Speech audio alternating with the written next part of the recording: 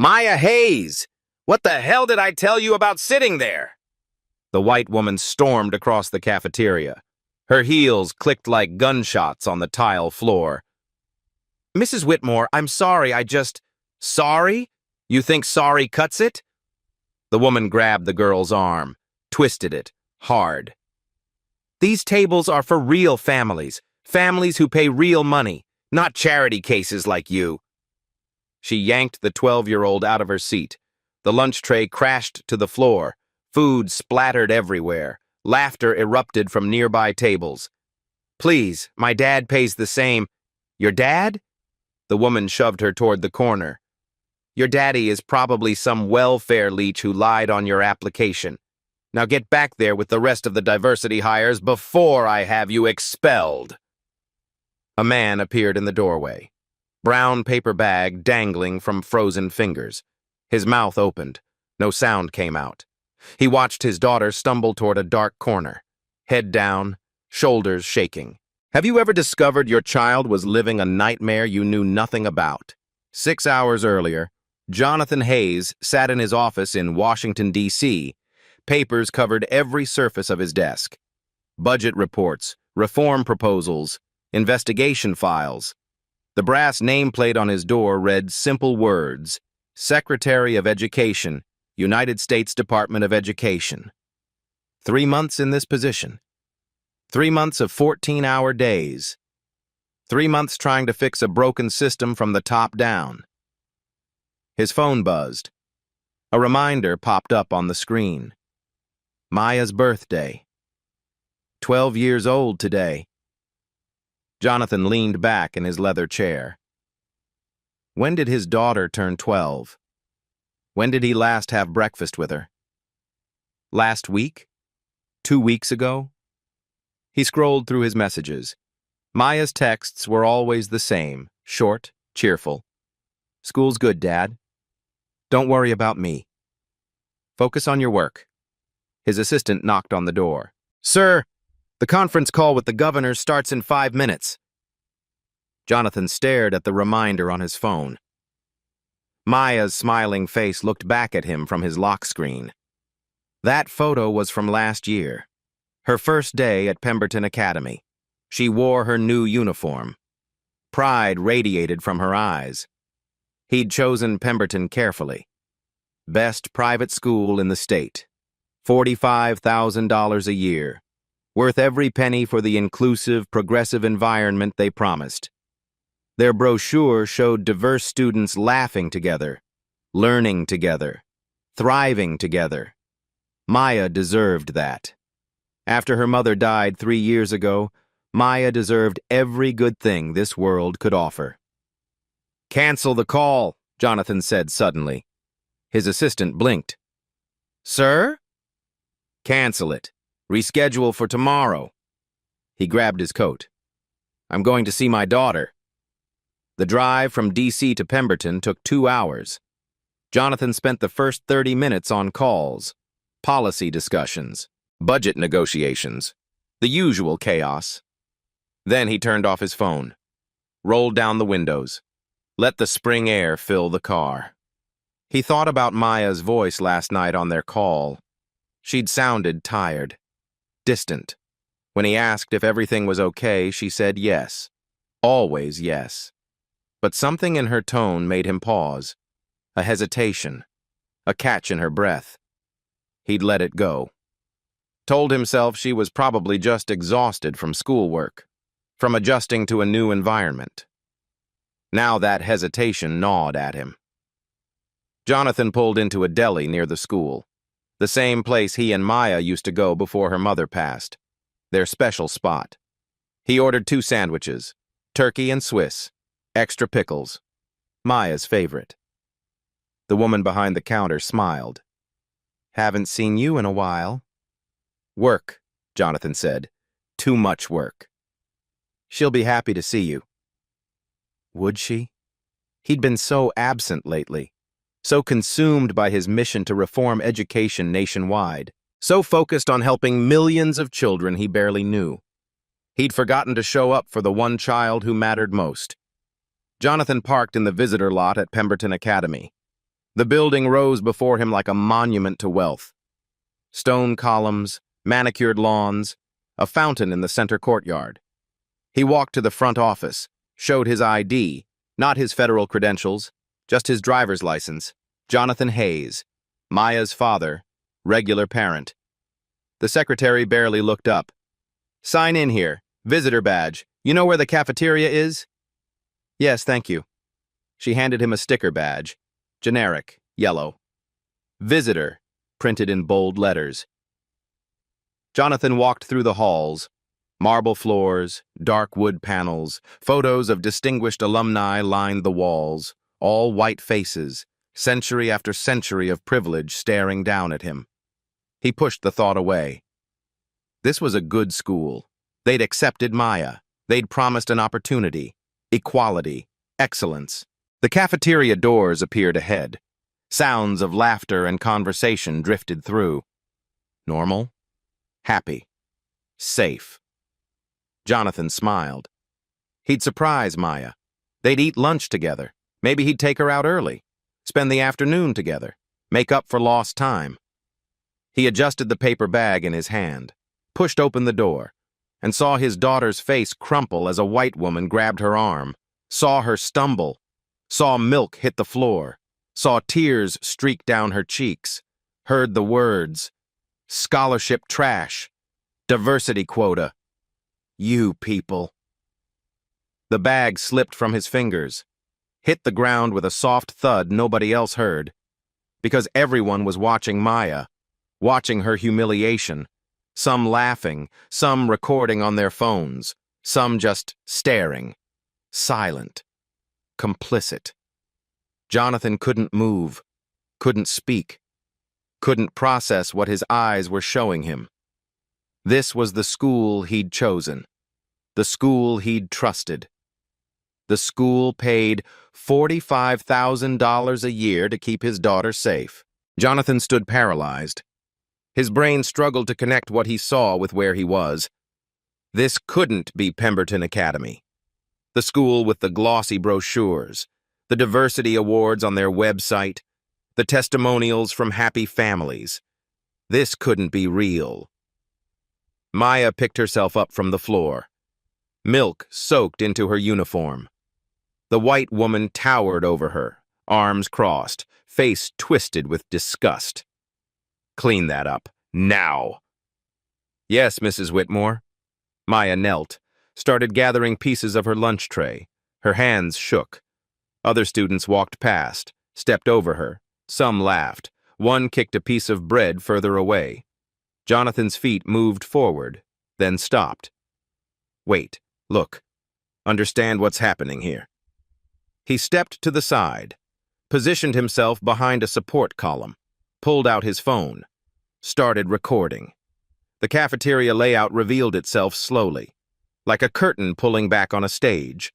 Center tables, large, cushioned chairs, good lighting from the tall windows. Maybe 40 students sat there, laughing, eating, relaxed, every single one of them white, far corner, near the kitchen entrance, near the trash bins and the loading dock door. Hard wooden benches, fluorescent lights that buzzed and flickered. 7 students, all black or Latino. Heads down, eating quickly, trying to be invisible. A wall ran down the invisible middle of the room. Not physical, but absolutely. Jonathan's chest tightened. How did he not know? How did he not see? Maya finished cleaning. She carried her ruined lunch toward the corner section, toward the shadows. A group of white girls stood up as she approached. The one in front crossed her arms. Brittany Whitmore. He recognized her from parent orientation, Patricia Whitmore's granddaughter. "Watch where you're going, scholarship girl." "Sorry, I just need to—" "You just need to remember your place." Brittany shoved Maya's shoulder. "My grandmother runs this cafeteria. She says you people should eat outside with the garbage." Laughter rippled through nearby tables. Phones came out, started recording. This was entertainment. Maya kept her head down, moved past them, sat at the end of a bench, alone. Even the other students of color kept their distance, like her humiliation might be contagious. Jonathan's finger pressed harder on the record button. His other hand gripped the column, knuckles white. A young teacher walked past Maya, mid-20s, Latina. She glanced at Maya's tear-stained face. Her eyes held something. Sympathy? Guilt? She kept walking. Another teacher, older, white man with gray hair. He stood 10 feet from where Brittany had shoved Maya. He'd seen everything, done nothing. Now he chatted with other teachers, laughed at something someone said. The system wasn't broken here. It was working exactly as designed. Patricia Whitmore emerged from the kitchen area. She surveyed her domain like a general inspecting troops. Her gaze swept across the center tables, nodded with satisfaction, then landed on the corner. She marched over. Her sensible shoes struck the floor with authority.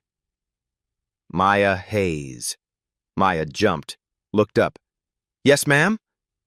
Did you try to sit at a premium table again? I just thought maybe you thought wrong. Patricia grabbed the girl's chin, forced her to look up. How many times do I have to explain this? Those tables are reserved for families who contribute. Real families, not affirmative action cases. My dad pays the same tuition as... The slap echoed through the cafeteria. Not hard enough to leave a mark, but hard enough to sting, hard enough to shock, hard enough to establish dominance. Conversations stopped. Students turned to watch. Patricia leaned down, her face inches from Maya's. Don't you dare talk back to me. Your kind gets in here through quotas, through pity. You want to sit at the good tables? Tell your daddy to donate a building. Until then, you eat where I tell you to eat. Maya's bottom lip trembled. She bit down on it, trying not to cry again, trying to hold together whatever dignity she had left. Jonathan's vision blurred. Red crept in from the edges. His daughter, his baby girl, taking abuse from this woman. He started forward, stopped himself again. No. Get it all. Make sure there's no doubt. No way for them to deny it. No way for them to explain it away. A Latino boy, maybe 13. Raised his hand at a nearby table. Mrs. Whitmore, may I get more water? Patricia didn't even look at him. You had your chance during your designated refill time. Sit down. But I'm really thirsty. I have soccer practice after... I said sit down! Patricia's voice cracked like a whip. You diversity students get 1 water refill. 1. If you can't manage that, bring water from home. The boy lowered his hand, sat back down, defeated. Jonathan watched a white student get up, walk to the water fountain, fill his bottle, walk back. Nobody said a word to him. 2 minutes later, another white student did the same thing. Then another. The rules weren't rules. They were weapons, applied selectively, designed to remind certain students they didn't belong. A black girl, maybe 14, stood up with her empty tray, started walking toward the trash bins near the center tables, the shortest path. Patricia materialized in front of her like a security guard. Where do you think you're going? To throw away my trash, ma'am. Not through here, you're not. Scholarship students use the bins by the back door. But that's all the way... Did I stutter? Patricia pointed. Back door. Now. Before I write you up for insubordination. The girl turned around, walked the long way, past the kitchen, past the loading dock, to throw away trash in a bin that was probably 50 yards from where she started. Jonathan's phone timer showed 12 minutes of footage. 12 minutes of systematic, deliberate, cruel discrimination. And Maya sat through this every single day. How long? How many months? She started at Pemberton in September. It was now April. 7 months. 7 months of eating lunch in a corner, of being shoved, of being slapped, of being reminded she didn't belong. 7 months of coming home and saying, "School's good, Dad." 7 months of protecting him from the truth, his baby girl, his brave, beautiful baby girl, carrying this weight alone because she didn't want to burden him, didn't want to distract him from his important work. What kind of father was he? Patricia walked back to the center of the cafeteria. She clapped her hands twice, sharp, commanding. "Attention! Attention, everyone!" Students quieted down, all eyes on her. "I want to remind you all of the cafeteria standards at Pemberton Academy. This is an institution built on excellence, built by families who value quality, who value tradition." She gestured toward the center tables. "These families have contributed millions to make this school great. They deserve premium treatment." She turned, pointed directly at the corner, at Maya, at the other students of color. "And these students, they're here because the government forces us to hit diversity numbers, because we have to check boxes to keep our funding. But make no mistake, there is a hierarchy here. There is an order, and everyone needs to respect it." A few parents sitting at volunteer tables nodded. One woman actually clapped. Patricia's eyes landed on Maya again. "Some people don't understand their place. Some people think they can just sit anywhere, do anything, act like they're equal to students whose families actually built this place." She walked over, stood directly over Maya. "But they're not equal. Are they, Maya?" Maya stared at her lap, silent. "I asked you a question. Are you equal to the real Pemberton students?" "No, ma'am." The words came out broken, barely audible. "Louder, so everyone can hear." "No, ma'am." Tears dripped onto Maya's skirt. "That's right. You're not. And you never will be." Patricia straightened up, smiled, satisfied with her lesson. She turned and walked back toward the kitchen. Jonathan's hands shook. The phone nearly slipped from his grip. 17 minutes of footage now. 17 minutes of his daughter being destroyed piece by piece. Enough. Enough evidence. Enough observation. Enough restraint. He stepped out from behind the column, placed the phone in his jacket pocket, still recording. Audio would capture everything now. He walked across the cafeteria. His footsteps seemed impossibly loud. Students turned to look. Conversations faltered. Something in his expression made people nervous. He reached Maya's table, placed his hand gently on her shoulder. She looked up. Her eyes went wide. "Dad?" Her face transformed. Relief crashed into terror. Happy he was here, terrified of what it meant. "Hi, baby." His voice stayed calm, controlled. "I brought you lunch." Patricia noticed him now. Turned. Walked back over. Her expression shifted from surprise to annoyance. "And who are you?" Jonathan looked at her. Really looked at her. Memorized her face. This woman who hurt his child. This woman was about to learn what justice felt like. "I'm Maya's father, and we need to talk about what you've been doing to my daughter." Patricia's eyes narrowed. She looked Jonathan up and down, dismissed him in a single glance. "Your daughter has been repeatedly violating cafeteria protocols. She refuses to follow simple instructions about seating arrangements." "Seating arrangements?"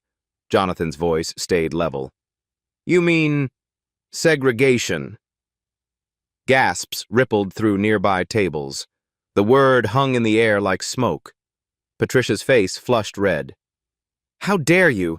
This is about maintaining order, about respecting the families who fund this institution. Your daughter sits where scholarship students sit. That's policy." "My daughter isn't on scholarship. I pay full tuition, $45,000. I've reviewed every file in this cafeteria." Patricia crossed her arms. Maya Hayes, diversity admission, accepted through the Equity Initiative, which means scholarship, which means she follows scholarship rules. Diversity admission doesn't mean scholarship. She earned her spot, and I pay full freight. Patricia laughed, sharp, mocking. Sure you do. And I'm supposed to believe a man who shows up in a cheap suit and drives a 10-year-old sedan pays 45 grand? Please. Maya tugged on Jonathan's sleeve. Dad, let's just go. Please. He squeezed her hand. Not yet, baby. Patricia stepped closer, invaded his space. Listen to me very carefully. I don't know what story you told admissions. I don't care. But in my cafeteria, there are rules. Premium donors get premium treatment. Your kind gets what's left over. Don't like it? There's the door. My kind? Jonathan's jaw tightened. Oh, don't start with the race card. Patricia rolled her eyes. I'm talking about income, about contribution, about people who actually matter to this school's success versus people who are here to make us look diverse in the brochures. A white man in a suit approached. Late 50s, gray hair, Principal David Anderson. Jonathan recognized him from orientation. Is there a problem here, Patricia? This man is disrupting lunch service, harassing staff, making baseless accusations. Anderson turned to Jonathan. Didn't ask for his side, didn't ask what happened, just frowned. Sir, I'm going to have to ask you to leave campus. I'm asking why my daughter is being segregated and abused. Segregated? Anderson's voice dripped with condescension. That's a serious allegation. Do you have any evidence to support such a claim? Jonathan patted his jacket pocket. Yes, I do. Let me see it. No, not yet. Anderson's expression hardened. Then I'm afraid you need to leave. Now. Before I have security remove you. I have a right to know why my daughter is being mistreated. Your daughter isn't being mistreated. Anderson gestured around the cafeteria. She's eating lunch in a safe, clean environment. If you have complaints about seating arrangements, you can schedule a formal meeting with my office, but you will not storm in here during lunch service and cause a scene. Patricia stepped forward again, emboldened by Anderson's support. Do you know how many calls I get from parents complaining about diversity students? Dozens. They pay premium prices and don't want their children sitting next to charity cases. We have to balance everyone's needs. By making 12-year-olds eat next to garbage bins, that corner has the same food, the same tables, the same access to education as everywhere else. If your daughter feels excluded, that's a personal problem, not a school problem. Maya started crying harder. Her shoulders shook. Other students stared. Some recorded on phones. This was content, drama, entertainment. Jonathan knelt beside his daughter. Baby, look at me. We're going to fix this. Dad, please. I just want to go home. Patricia's voice cut through. Actually, she's not going anywhere. It's school hours. Students can't leave without proper authorization. Jonathan stood. I'm her father.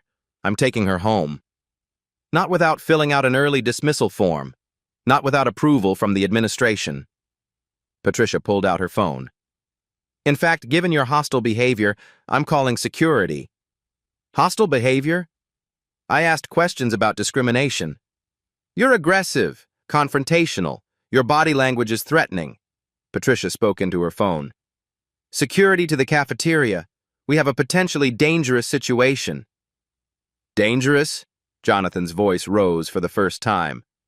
I'm standing here talking. Anderson held up his hand. Hold up. Sir, you need to calm down. Your escalating tone is exactly what we're concerned about. My escalating tone? Your staff is segregating children and you're worried about my tone? 2 security guards arrived, both white, both are large. They positioned themselves on either side of Jonathan. Mr. Hayes, I'm going to ask you one more time to leave voluntarily. Anderson's voice went cold, professional, practiced. If you refuse, these gentlemen will escort you out, and we will file a no trespass order. A no trespass order? For asking why my daughter is being discriminated against? For causing a disturbance? For refusing to follow school protocols? For creating an unsafe environment? Patricia jumped in. And given your aggressive behavior, we'll need to review Maya's enrollment. We can't have parents who threaten staff, who create hostile situations. That violates our code of conduct. Maya grabbed Jonathan's arm. Dad, no, please. They'll expel me. Please just go. I'll be okay. You won't be okay. This isn't okay. I'll deal with it. I have been dealing with it. Please don't make it worse. Jonathan's heart shattered.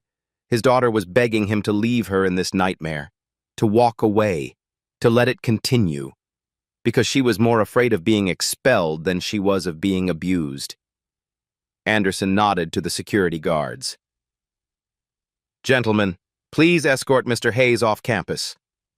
The guards moved in, grabbed Jonathan's arms, not gently, hard enough to bruise. Get your hands off me. Don't resist, sir. This will be easier if you cooperate. Patricia stood back, arms crossed, smiling. You should have known your place, should have taught your daughter to know hers. But no, you people always think rules don't apply to you. You people? Jonathan stopped struggling, let the words hang there. Say that again. Slowly. Patricia's smile widened. You people. The ones who get in through quotas, through forced diversity. The ones who don't contribute, who don't belong, who drag down our standards just by being here. The guards pulled Jonathan backward, toward the exit.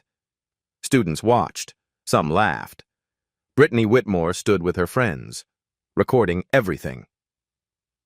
This is going straight to TikTok. Scholarship Dad gets owned. Anderson walked beside the guards. Mr. Hayes, you are now banned from this campus. Any further attempts to enter will result in immediate arrest for criminal trespass. Additionally, we will be reviewing Maya's enrollment status. Given her family's inability to respect school authority, we may determine this isn't the right fit. Jonathan's feet dragged.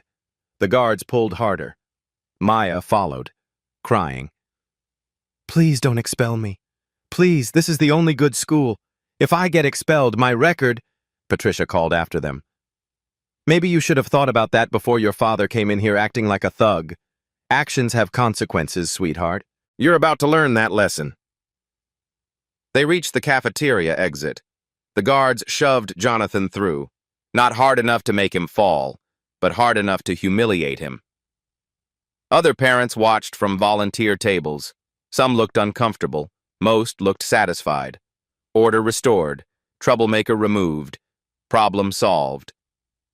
Anderson stood in the doorway, blocking Maya from following. Miss Hayes, return to your seat. Finish your lunch. We'll discuss your behavioral issues later. But my dad... Your father is no longer your concern right now. School policy is your concern. Now go sit down before I add insubordination to the list of problems we're documenting. Maya looked at Jonathan. Her eyes pleaded for help, for rescue, for anything. He couldn't give it to her. Not yet. Maya, listen to me. Go back inside. Sit down. Keep your head up. Everything is about to change, I promise you. How? They're kicking you out. They're going to expel me. Trust me, baby. One more hour. Just hold on for one more hour. Anderson pulled Maya back inside, slammed the door. The lock clicked. Jonathan stood in the parking lot. The guards flanked him until he reached his car. You heard the principal. You're not welcome here. Don't come back. Jonathan opened his car door, sat down, pulled out his phone. The recording was still running. 28 minutes of footage, clear audio, undeniable evidence. He scrolled through his contacts, made his first call. FBI Civil Rights Division. This is Secretary Jonathan Hayes. I need to activate an emergency federal investigation. I have documentation of systematic civil rights violations at a federally funded institution. I need a team at Pemberton Academy in 30 minutes. Sir, can you verify your identity? Jonathan recited his federal ID number, his authorization code, his direct line to the director. Verified, Mr. Secretary. Dispatching team now. What's the nature of the violations? Racial segregation, systematic discrimination against minor children, hostile environment, federal fund misappropriation, and assault on a federal official. Sir, did you say assault on a federal official? Yes. They put their hands on me, forcibly removed me, all captured on video. I want federal charges filed within the hour. Understood, sir. Team is mobilizing. Jonathan made his second call. Department of Justice. His third call. Deputy Secretary of Education. His fourth call. White House Counsel. His fifth call. The media. Then he started his car. Drove exactly 1 block. Parked where he could see the school entrance. And waited. Patricia Whitmore returned to the cafeteria. Triumphant. Glowing. She clapped her hands twice. Attention! Attention, everyone! Students looked up. Teachers turned. I want you all to witness what happens when people don't respect authority, when they don't know their place. She pointed toward Maya's corner. That girl's father just got permanently banned from this campus, and her enrollment is under review. Let this be a lesson. Pemberton has standards. We don't tolerate troublemakers. Scattered applause from the center tables. Brittany Whitmore whooped. Bye-bye, scholarship girl. Maya sat frozen. Tears streamed down her face. Silent now. Broken. Patricia walked over, leaned down. Your father should have taught you better. Should have taught you to be grateful for what you have. Now you'll probably lose it all. Such a shame. Principal Anderson entered, joined Patricia. They spoke in low tones, both smiling. Crisis averted. Order maintained. Anderson pulled out his phone, started typing. I'm drafting the expulsion letter now. We'll cite parental misconduct, hostile family environment, threat to campus safety. Make sure it's airtight, Patricia said. I don't want any appeals. I want her gone by Monday. Done. I'll have a legal review of it this afternoon. They high-fived. Actually, high-fived. 2 adults celebrating the destruction of a child's future. Outside, a sound grew, distant at first, then louder, rhythmic, mechanical, whump, whump, whump, whump. Students rushed to the windows, pointed at the sky. A helicopter descended toward the athletic field. Black, unmarked, official. Then another sound. Sirens. Multiple vehicles. The parking lot was filled with SUVs, dark sedans, lights flashing. Patricia frowned, walked to the window. What on earth? Cars screeched to stops. Doors flew open. Men and women in dark suits emerged. Dozens of them.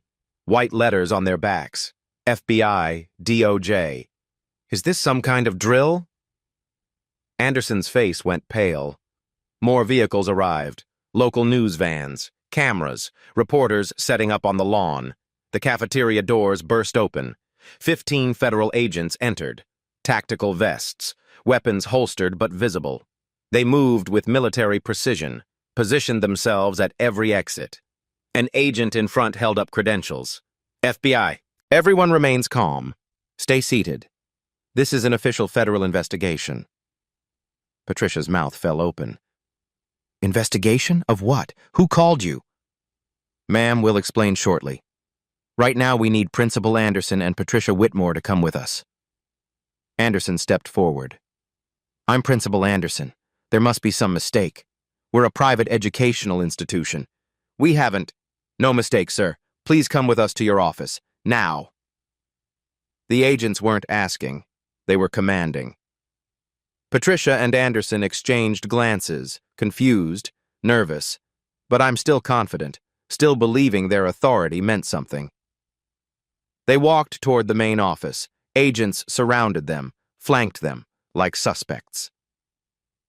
The office door opened. More agents inside.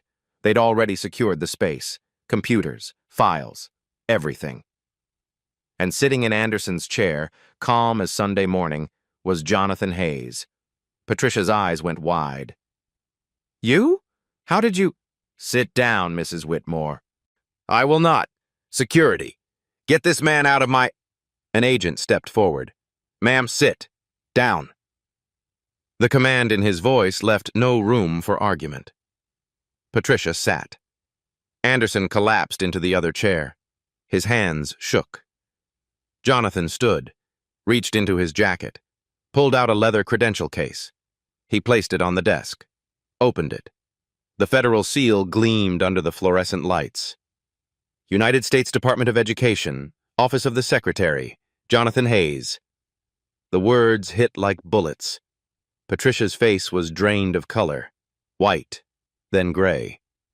She gripped the armrests of her chair. Secretary, you're the Secretary of Education. Yes.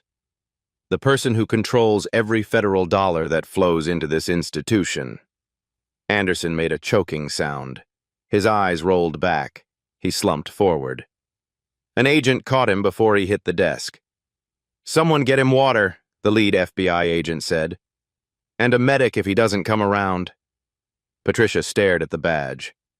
Jonathan, at the agents surrounding them. Her mouth moved, but no sound came out. Jonathan pulled out his phone, connected it to Anderson's computer. The large monitor on the wall flickered to life. I'm going to show you something. I want you to watch carefully. The video played, crystal clear, perfect audio. Patricia's voice echoed through the office. Maya Hayes, get back to the scholarship section. Her grabbing Maya's arm, the slap, the shove. Your kind gets in here through quotas, through pity. Every word, every action, 28 minutes of footage. Patricia shook her head. That's not— I didn't mean— It's out of context. Out of context. Jonathan's voice stayed eerily calm. Which part? The part where you hit my daughter? The part where you called us you people?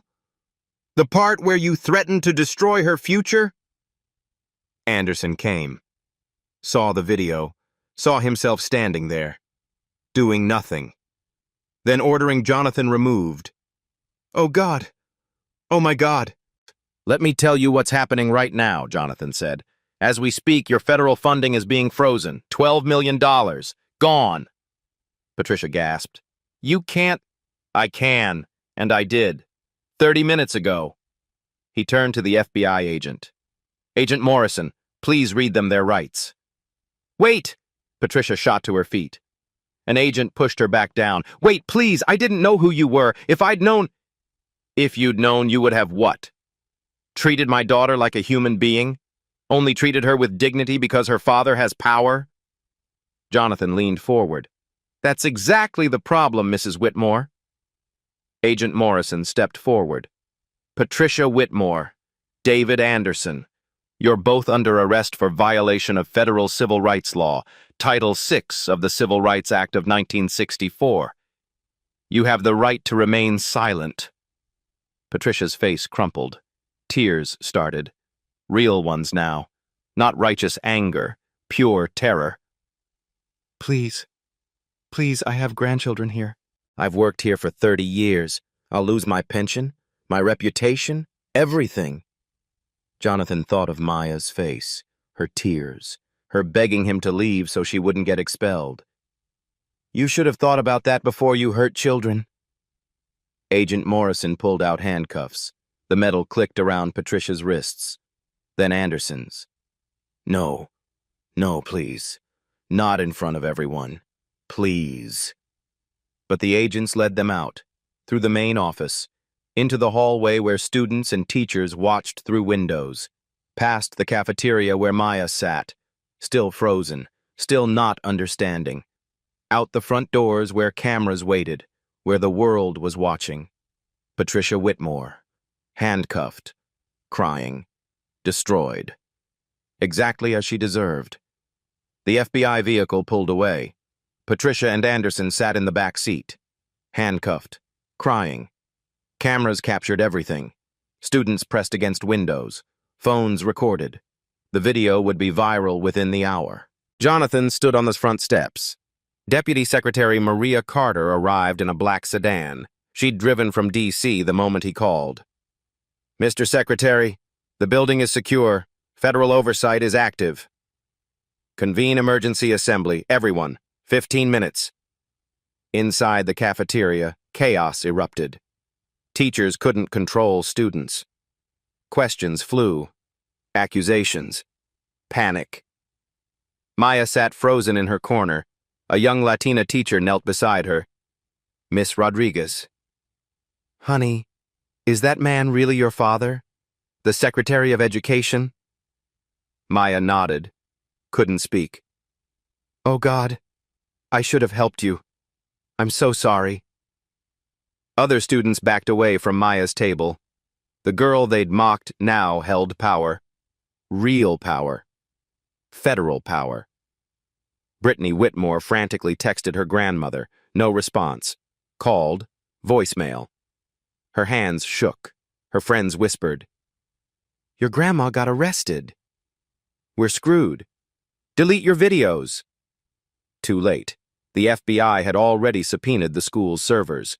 Every post, every video, every text, all evidence now. The PA system crackled. All students and staff went to the gymnasium immediately. Mandatory assembly. The gym filled within minutes. 450 students, 60 staff members. Federal agents lined the walls. Silent, professional, intimidating. Jonathan entered. Deputy Secretary Carter beside him. 3 FBI agents followed. Complete silence fell. Jonathan walked to center court. No microphone needed. His voice carried. "My name is Jonathan Hayes, United States Secretary of Education, Maya Hayes' father." Gasps rippled through the crowd.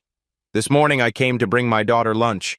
Instead, I witnessed federal crimes, civil rights violations, child abuse." He connected his phone to the projection system. The video filled the massive screen. Patricia's voice boomed. "Scholarship trash doesn't sit at premium tables." The slap, the shove, the cruelty.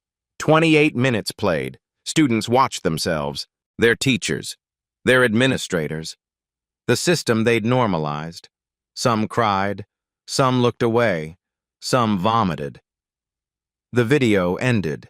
Silence crushed the room. Patricia Whitmore and Principal Anderson are now in federal custody. They face 5 to 10 years in prison for civil rights violations. A girl collapsed. Teachers caught her. Every staff member who witnessed discrimination will be interviewed by the FBI. Every student who participated faces disciplinary action. Every parent who supports this faces questions. Jonathan's eyes swept the crowd. This school received $12 million in federal funding last year. Money that came with legal requirements, equal treatment, equal access, equal dignity. He paused. "You violated every single requirement. Your funding is frozen. If we find misappropriation, administrators face fraud charges. If we confirm systematic discrimination, you lose accreditation. This school could close permanently." Teachers sobbed. Careers ending. Reputations destroyed. "But first, right now, today," Jonathan pointed to Maya, "every student who was segregated and abused will receive a public apology." Deputy Secretary Carter stepped forward. "Students of color who experienced discrimination come to center court." 14 students moved forward slowly. Years of being told to stay back made this surreal. Maya walked with them, all ages, all carrying the same pain. Jonathan addressed the crowd. "Look at them. These children came here to learn, to grow. You destroyed them, daily, systematically." He knelt before Maya. "Baby, I'm sorry. Sorry I didn't know. Sorry I didn't see. Sorry I failed to protect you." Maya collapsed into his arms. Months of pain exploded, months of silence, months of shame that was never hers. "I've got you now. Nobody will hurt you again." The gymnasium erupted. Not applause, crying, guilt, realization. Jonathan stood. "Address the school. Starting today, everything changes. The new administration takes over tomorrow. Federal monitors will be present daily. Every policy will be reviewed. Every practice is examined." He looked at the staff. "Those of you who stayed silent, who looked away, who enabled this, you have one chance. Cooperate fully with investigators. Tell the truth. Help us understand how this happened. Or face charges as accessories." He looked at the students.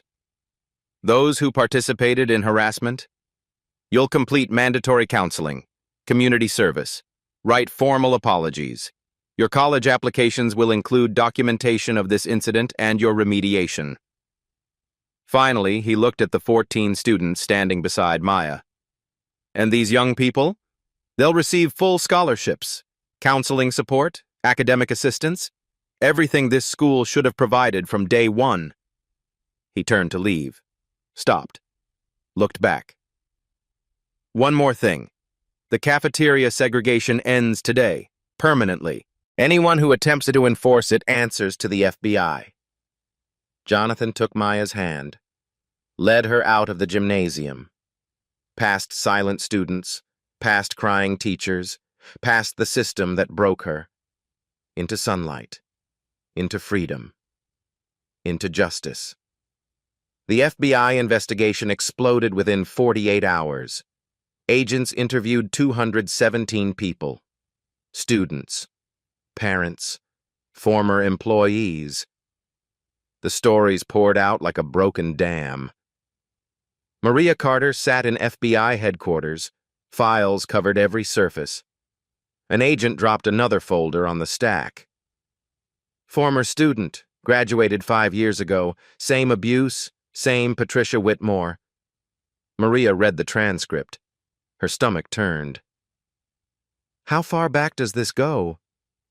12 years, maybe longer. 12 years of children traumatized. 12 years of systematic cruelty. The Department of Justice assigned lead prosecutor Sandra Williams. She'd handled civil rights cases for 20 years. Never saw evidence this clear. They documented their own crimes. Sandra held up a journal. "Patricia's discipline log. Listen to this." She read aloud. "Removed 3 diversity students from premium seating today. They need constant reminders of their place. If we don't maintain standards, these people will think they belong everywhere." Her team sat stunned. She wrote it down, dated it, signed it.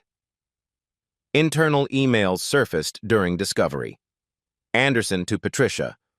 "Board asking questions about diversity funding. Keep scholarship students visible in photos but separated in practice. Donors complaining about too much mixing." Patricia's response. "Understood. Good families shouldn't tolerate integration during lunch. That's what they pay for." A financial audit revealed massive fraud. Pemberton claimed 52 diversity students for federal funding. Actual number? 15. Where did the $9.4 million go? Administrator bonuses. Facility upgrades for donor wings. Nothing for students it was meant to serve. New charges filed. Wire fraud. Conspiracy to defraud the United States. False statements to federal agencies. Bail set at $500,000 each. Neither could pay. Federal detention. Patricia's first lawyer quit after 2 weeks. "I can't defend this. She wrote down her crimes." The second lawyer lasted a month. "Every day, another victim comes forward. We're drowning." The trial began 6 months later. Federal courthouse, media everywhere, national attention.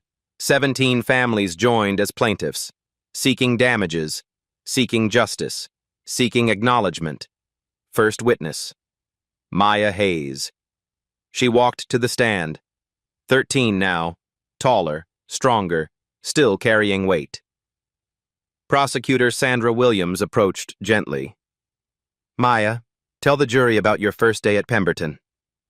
Maya described the excitement. New uniform. Hope. Then lunch. Patricia grabbed her arm, being shoved to the corner. Called scholarship trash.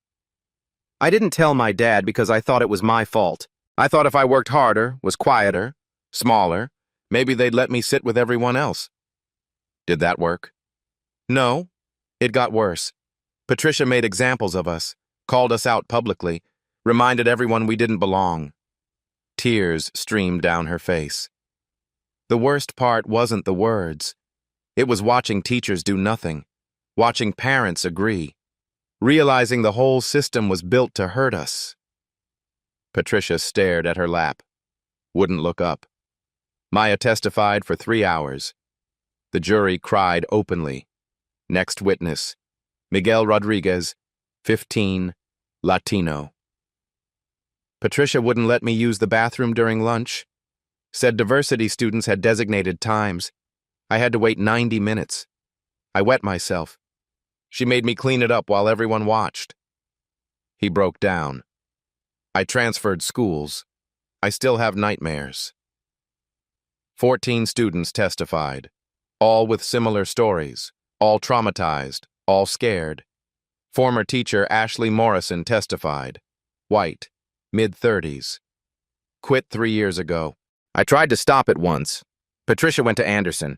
He told me if I wanted to keep my job, I'd remember who paid my salary. The diversity students weren't those people. What did you do? I quit. I've regretted my silence every day since. Jonathan testified as an expert witness, explained what segregation does to developing brains, psychological impact, long-term consequences. These children internalize that they're inferior, unworthy, that their existence is a burden. It affects academic performance, mental health, their entire sense of self. He looked at the jury.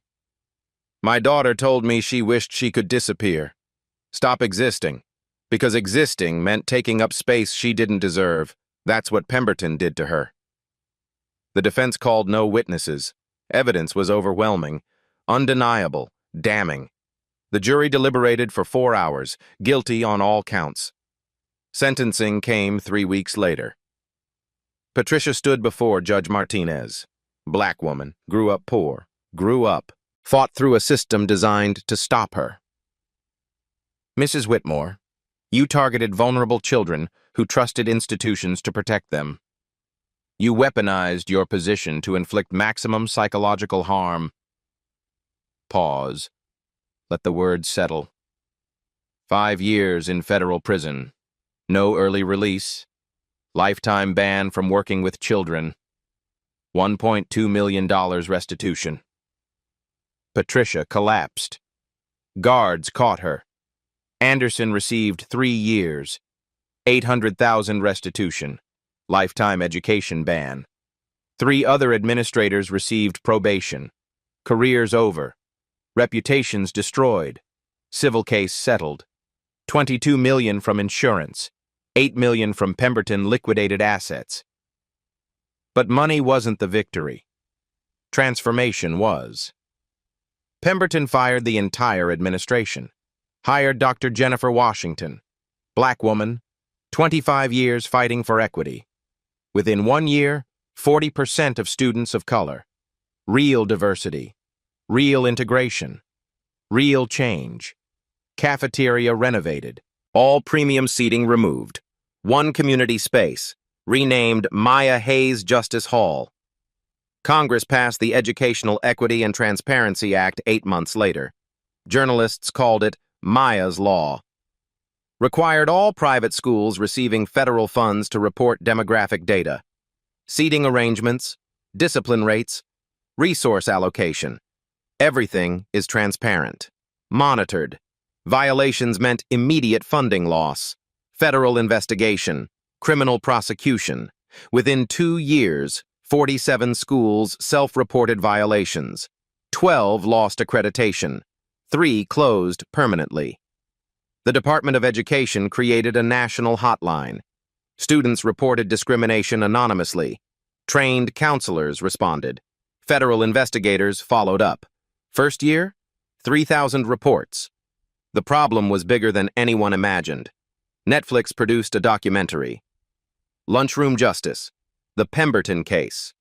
Emmy winner. Required viewing in education programs nationwide. Footage of Patricia's arrest played on loop. Her words, actions, collapse. A cautionary tale in high definition. Maya appeared at the end. 14 now. Confidence, strong. What happened to me happens to thousands of kids every day. My dad had the power to fight back. Most families don't. That's why Maya's law matters. It gives everyone that power. The documentary ended with a call to action. Website. Movement. Students across America sharing stories. The silence was breaking. Finally, completely. Permanently. Patricia Whitmore became exactly what she feared most.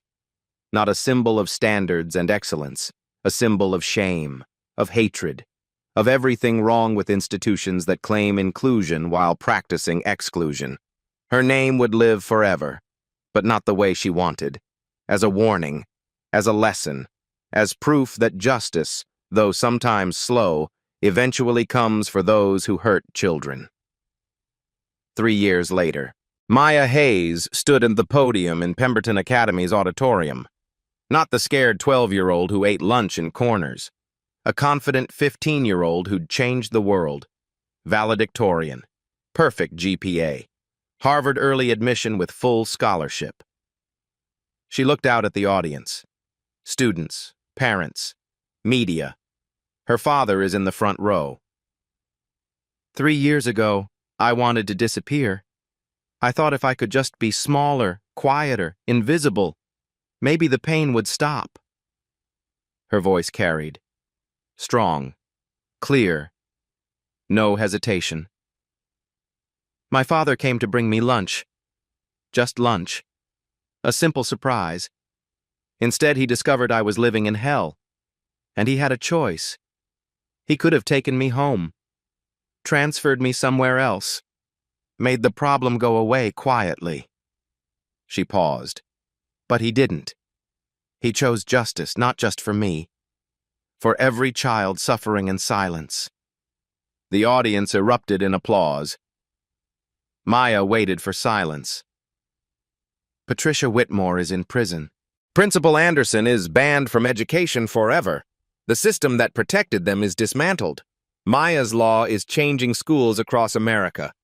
She looked directly at the camera. But the work isn't finished.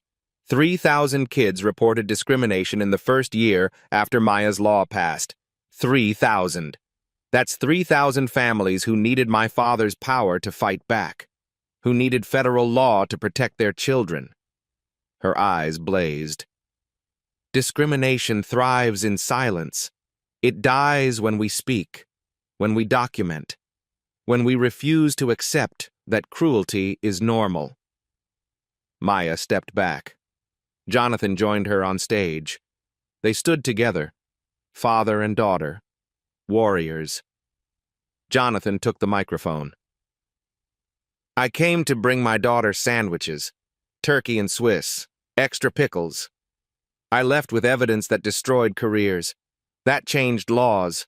That transformed an institution. His voice softened. But I failed too. 7 months. Maya suffered for 7 months before I knew. Before I saw. That failure haunts me. He looked at parents in the audience. How well do you know your child's daily reality? Not what they tell you, what they actually experience, the humiliations they hide, the pain they carry, the dignity they sacrifice to protect you from worry. Silence. Heavy. Uncomfortable. True. Go to their school unannounced. Eat lunch with them. Watch how adults treat them. Watch how other students treat them. Don't trust brochures. Don't trust promises. Trust your eyes. Jonathan held up his phone. This device recorded 28 minutes that changed everything. 28 minutes of evidence. That's all justice needed. He pointed at the audience. You have that power too. Document, record, report. The national hotline is 1-800-MAYA-LAW. Anonymous, confidential. Action guaranteed. Maya returned to the microphone. Pemberton is different now. Dr. Washington transformed this place. The cafeteria that broke me is now named for me. The corner where I cried is gone. Everyone sits together. Everyone belongs. She smiled. Genuine. Radiant. I love this school now. That's the proof. The girl who wanted to disappear now stands here proud. That's what real change looks like. The auditorium stood. Applause thundered. Phones recorded. This moment would go viral. Was already going viral. Jonathan and Maya walked off stage together, past the spot where Patricia once stood, past the office where Anderson made his calls, past the cafeteria entrance where everything changed. Outside, news crews waited. Jonathan gave a final statement. 3 years ago, I witnessed injustice that left me speechless. Today, I'm not speechless anymore. None of us should be. When you see wrong, speak. When you see cruelty, act. When you see children suffering, become the adult they need. He squeezed Maya's hand. My daughter taught me that. She survived. She thrived. She transformed her pain into power. Every child deserves that chance. The cameras captured it all. This would play on every news channel, every social media platform. The story that wouldn't die, because it shouldn't die, because thousands of children still needed rescue, still needed adults who wouldn't look away. Jonathan and Maya drove away from Pemberton, the school where her nightmare began, where justice prevailed, where hope rebuilt itself from ashes. Maya looked at her father. Dad, do you think we really changed things? Yes, but not enough. Not yet. Then we keep going. We keep going. The car disappeared down the road, toward whatever came next, toward more fights, more victories. More children were saved. Because one lunch visit changed everything. One father who refused to stay silent. One daughter who refused to stay invisible. One moment of courage that shattered decades of cruelty. Now it's your turn. Share this story. Let it spark conversations. Let it make people uncomfortable. Let it force examination. Subscribe to Black Tales Stories for more stories where justice wins. Where the powerless gain power. Where wrongs are righted. Follow the movement. Join the fight. Be the witness who doesn't look away. Most importantly, answer these questions honestly. Where are the Patricia Whitmores in your community? What segregation exists that everyone pretends not to see? When you witness injustice against a child, what will you do? Will you look away and let it continue? Or will you be the person who changes everything? Your answer matters. Your choice matters. Your courage matters. Because somewhere right now, a child is sitting in a corner, eating lunch alone, believing they deserve it. What will you do about it?